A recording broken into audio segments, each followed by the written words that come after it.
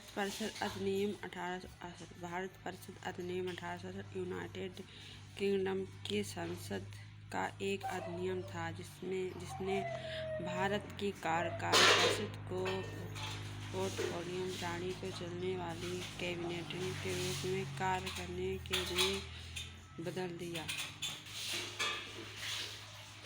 करने बजट पर बहस करने का अनुपूरक प्रश्न पूछने का अधिकार प्रदान किया गया। इस अधिनियम द्वारा मुसलमानों के पृथक निर्वाचन तथा पृथक मताधिकार की व्यवस्था की गई। केवल मुसलमान ही मुसलमान उम्मीदवार को वोट दे सकता।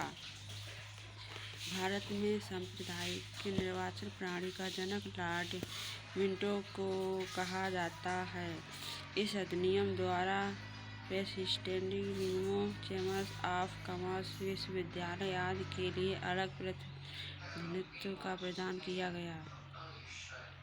भारत सरकार अधिनियम 1919 भारत सरकार अधिनियम 1919 को मॉन्टेग्यू चेम्सफोर्ड सुधार के नाम से भी जाना जाता है। इस समय इंग्लैंड में भारत के राज सचिव मॉन्टेग्यू तथा भारत के वायसराय चेम्सफोर्ड थे। प्रधानमंत्री लॉर्ड जॉर्ज ने 20 अगस्त 1947 को ब्रिटिश संसद में यह घोषणा की। ब्रिटिश सरकार के उद्देश्य भारत उत्तरादायी शासन स्थापना करना है। प्रांतों के द्वंद्व शासन लागू किया गया। द्वंद्व शासन को 8 प्रांतों में लागू किया था, जिसमें असम, बंगाल, बिहार और उड़ीसा, मध्य प्रांत, संयुक्त प्रांत, बॉम्बे, पंजाब प्रांत शामिल थे। द्वैध शासन व्यवस्था के तहत प्रांतीय सरकारों को अधिक अधिकार प्रदान किए गए थे। भारत सरकार अधिनियम 1919 द्वारा पहली बार प्रत्यक्ष चुनाव प्रणाली अपनाई गई थी। महिलाओं को भी मताधिकार प्रदान किया गया। सांप्रदायिक आधार पर निर्वाचन प्रणाली को विस्तार करते हुए इस सिखों, ईसाइयों, अंग भारतीयों तथा यूरोपियों पर भी लागू किया गया। इस अधिनियम सर्वप्रथम केंद्र बजट को राज्य बजट से अलग कर दिया गया।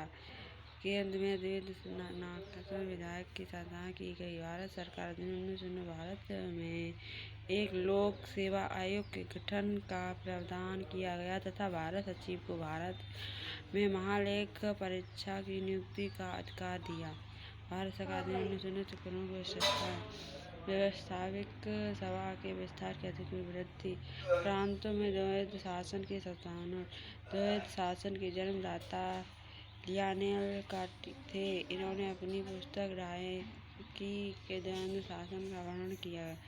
मताधिकार निवास विस्तार। भारतीय उच्चायुक्त की नियुक्ति, रॉयल कमीशन की नियुक्ति का विधान, कार्यकाल की परिषद में भारतीयों की संख्या में वृद्धि, केंद्रीय प्रांतों की शक्तियाँ। भारत सरकार अधिनियम 1975 भारत सरकार अधिनियम 1975 ब्रिटिश संसद द्वारा पारित एक अधिनियम था, जिसे अगस्त 1975 में शाही स्वीकृति प्रदान की गई थी। यह ब्रिटिश संसद द्वारा पारित अब तक सबसे लंबा अधिनियम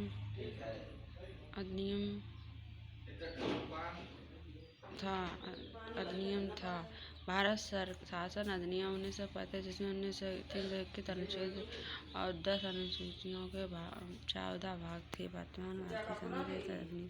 thank you so much in the live everyone.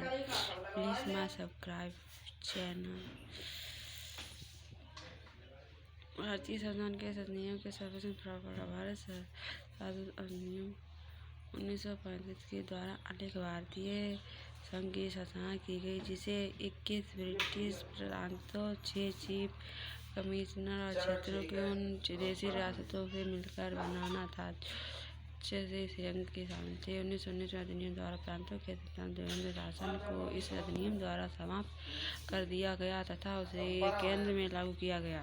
द्विसदनीय विधानमंडल प्रांतों में एक द्विसदनीय संघीय विधायिका की संभावना जाएगी, जिसे 2 सदन संघीय विधानसभा, निचला सदन और विधान परिषद उच्च सदन थे।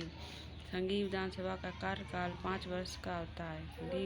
संघीय विधानसभा का कार्यकाल 5 वर्ष होता है। बंगाल, मद्रास, बिहार, मुंबई, असम और संयुक्त प्रांत जैसे कुछ प्रांतों के द्विसदनीय विधायिकाएं शुरू की गई। लोक सेवा आयोग की स्थापना। केंद्र के संघ लोक सेवा आयोग, राज्यों के लोक सेवा आयोग, 2 या 2 से अधिक राज्यों के लिए संयुक्त प्रधान आएगा।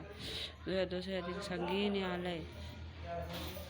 भारत सरकार अधिनियम 1935 के तहत 1937 के संघीय न्यायालय की स्थापना की गई। इसके प्रथम मुख्य न्यायाधीश सर मॉरिस ग्रे थे।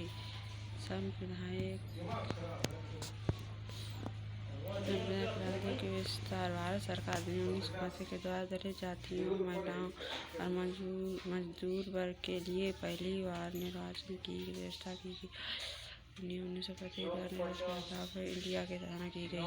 भारत शासन अधिनियम 1935 द्वारा रिजर्व बैंक ऑफ इंडिया की स्थापना की। 1935 के अधिनियम के विषयों में 3 श्रेणियों में विभाजित किया गया था। संघ सूची 59 विषय, समवर्ती सूची 36 विषय और प्रांतीय सूची 54 विषय। इस अधिनियम द्वारा 1935 में बर्मा को भारत के अलग कर दिया गया। दो प्रांतों में ओडिशा का निर्माण हुआ।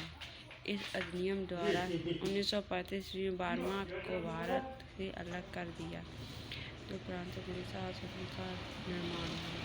Thank you so much everyone मेरे इस वीडियो को देखने के लिए। Thank you. Please my subscribe YouTube channel. Thank you so much angel. Thank you.